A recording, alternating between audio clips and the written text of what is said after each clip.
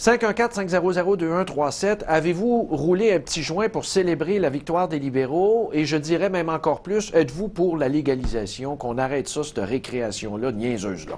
Pour en parler, on a Hugo Saint-Onge. Qui est-il? Il est le chef du Bloc Pot. Bonjour, comment ça va? Ça va assez bien, monsieur. Et vous? Ben, ça va très bien. Alors, ça a semé un peu d'espoir, cette affaire-là. C'est bon, c'est positif, cette élection-là, quand même. Ben, en tout cas, on peut dire que, en fait, il y a le conflit. Est-ce un changement ou une continuité? On passe des conservateurs aux libéraux aux conservateurs depuis 100 ans. Alors, c'est difficile à dire. Mais, pour la question du cannabis, il y a enfin un parti politique au fédéral qui a porté une position, disons, d'ouverture. Parce que si on lit ce qui a été dit, si on analyse les propos tenus par les différents candidats du Parti libéral, la légalisation me semble être juste un aménagement de la prohibition. Donc, la prohibition va plutôt changer de forme plus qu'elle sera mise à terre. Bon, moi, ce que j'ai pas compris, premièrement, commençons par le début. J'en ai parlé avec Jean-Sébastien Fallu juste avant vous. La décriminalisation, ce qui semble faire l'affaire de Philippe Couillard et des policiers, tu règles pas le problème, là? En fait, le problème, c'est la décriminalisation, comment on l'entend.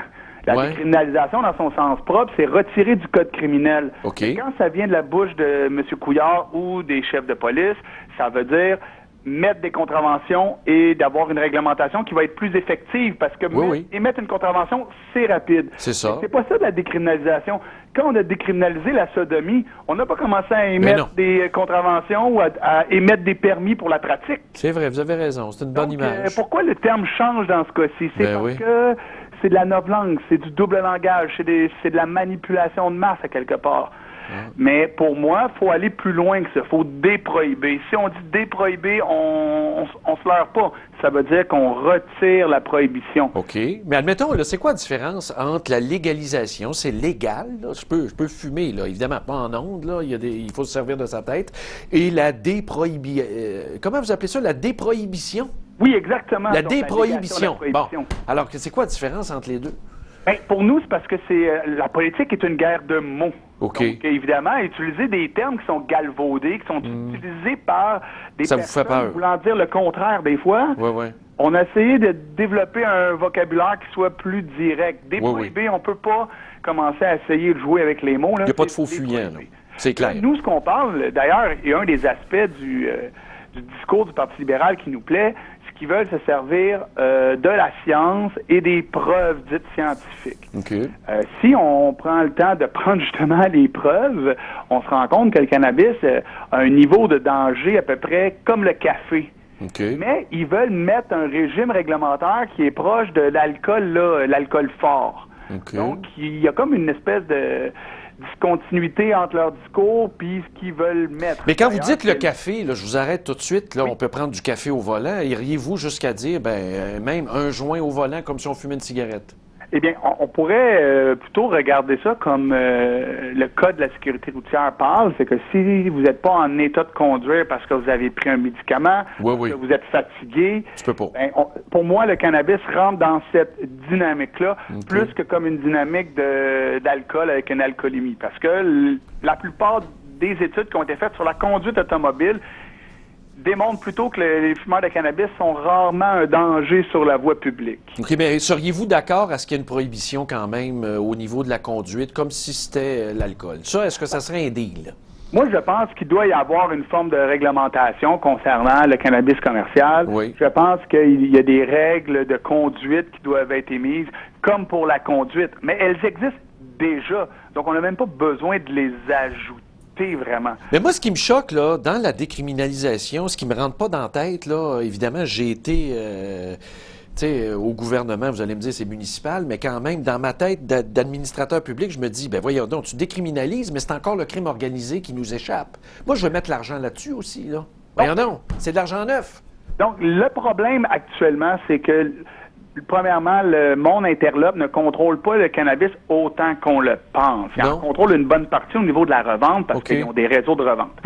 Mais ce qui est important, à mon avis, c'est que faut réduire la valeur du cannabis. Présentement, la valeur, c'est ce qui fait qu'il y a plein de gens qui veulent en faire, que les profiteurs, ça vaut trop. Le crime organisé qui est là. OK, c'est surévalué. ne va pas éliminer les profiteurs et ne va pas éliminer le marché noir. Le marché noir sera plus compétitif que le marché légal. Okay. Et pire que ça, les gens du marché noir qui ont blanchi leur argent pourront rentrer dans le régime légal. Donc, ils seront dans les deux sphères. Ah, c'est brillant, c'est vrai. Donc, non, mais vous apportez un point. C'est ça, moi, le terme que j'aime. Il faut vraiment ouvrir le marché au contraire. Il faut pouvoir que ça soit facile de se lancer là-dedans. Okay. Ça vaut rien de l'herbe. Oui, c'est vrai. Non, mais ça, vraiment, moi-même, là, j'ai une terre et évidemment, quand j'ai vu l'élection de Trudeau, je me suis dit, bon, ben peut-être je mettrai à profit ma terre, ça m'intéresse. Pourquoi? Comme agriculteur, pourquoi? Aucun entretien, pas de soleil, de la pluie, on s'en calique, pas de Roundup, pas d'insecticides, pas de pesticides. Ça pousse tout seul, ça demande rien. Tout ce que tu récoltes, c'est tout, tu recycles tout, il reste plus de déchets, tu as tout utilisé.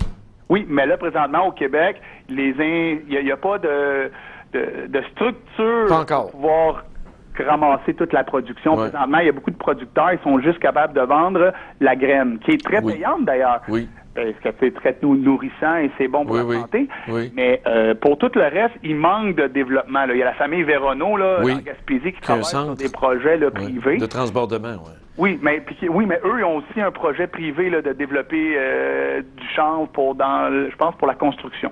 Oui, ça fait du bon béton, là. De valeur ajoutée. Les produits de valeur ajoutée de cannabis, c'est ce qui est vraiment l'avenir à quelque part. Oui, c'est à l'infini. Et on devrait se lancer dans ça. Ça, c'est payant. C'est là qu'il y a les milliards de dollars. Parce que de toute façon, on parle souvent de l'argent de taxation là, qui pourrait être fait, mais ça représente moins de 1 % du revenu national. De ce que ça peut rapporter, dans le maximum. Mais je vous arrête, le temps file, là, vraiment, là, c'est très bon. Vous allez vous amener des points. Moi, ce qui m'intéresse, admettons qu'on rouvre le marché. On va se laisser là-dessus, là, actuellement, je ne sais pas comment ça vaut, là, à l'heure aujourd'hui, là, admettons 1 gramme de pot. Si ça devient public, vous dites on devrait baisser le marché parce que là, le crime organisé va rivaliser avec nous autres. C'est de quoi? De le vendre à combien, là, qui pourrait les empêcher, là, d'être encore dans le marché, les criminels? En fait, c'est pour ça quand on parle de libéraliser, on va voir c'est qui sont les personnes qui sont les mieux équipées pour compétitionner sur la production. Un gramme de cannabis, là, j'en ai produit à l'intérieur autant qu'à l'extérieur dans le passé. Et les coûts sont à peu près entre 1 $ et 4 $ pour la production. Puis là, on parle de petite production. Là. Ça veut dire que j'étais juste quelques plants ou juste une lumière ou deux. À partir du moment qu'on commence à augmenter la production, on n'a pas besoin nécessairement d'augmenter les coûts, parce que là, après, c'est souvent les employés qui coûtent cher. Mais c'est assez facile. Le niveau exigé pour le cannabis médical actuellement, c'est ça qui est la plus grande partie des dépenses. Donc, si on élimine tout ça, moi, je pense que c'est la peur qui est en train plutôt de guider la légalisation, les peurs qui sont dans la mentalité prohibitionniste qui est propre à notre époque, c'est ça qui guide présentement le projet de légalisation. Puis ça, c'est basé sur rien. C'est basé sur une rhétorique du déviant, de la personne qui n'est pas un citoyen à part entière. Puis c'est ça qui me désole dans le discours du Parti libéral. On parle que des enfants. C'est de la belle vertu. Ça fait 15 ans que nous, on parle qu'il faut protéger les enfants. Ils parlent des criminels, mais ils ne parlent jamais des amateurs en tant que tels. Ceux qui sont au centre du débat, qui sont ceux qui aiment le cannabis. Ben oui, puis tu vois jamais aux nouvelles. Eux, ils sont pas dans le débat actuellement. C'est vrai. Pour l'instant, il me semble pas qu'il y ait d'ouverture pour que ces gens-là fassent partie du débat. Mais prenez la place d'abord. Ça va être important parce qu'il va y avoir des audiences. On tente de faire. Nous, on veut bâtir un mouvement qui sera capable, par sa désobéissance civile, de même dépasser le législateur, puis de laisser le législateur devant les faits et qui légifère sur la réalité. Pas sur un fantasme lié sur la peur et des préjugés. Non, sur la réalité. Les vraies raisons. Ben, merci beaucoup, M. Saint-Onge. On va, je m'en allais quasiment dire, on va fumer ça en fin de semaine, puis je vous reviens lundi. D'accord. Merci bien. Bye, à la prochaine. Bonne journée. Hugo Saint-Onge, qui est le chef du Bloc Pot, qui amène des arguments très intéressants, là. Vraiment, là. Avant de partir en peur et de dire n'importe quoi, là, réécoutez cette entrevue-là qui va être disponible sur le web dans quelques secondes. Je vous remercie d'avoir été à l'écoute. On est encore dans notre après-base électorale, mais demain, jeudi, ça devrait aller mieux. Et entre-temps, 514-500-2137, je vous souhaite bonne nuit.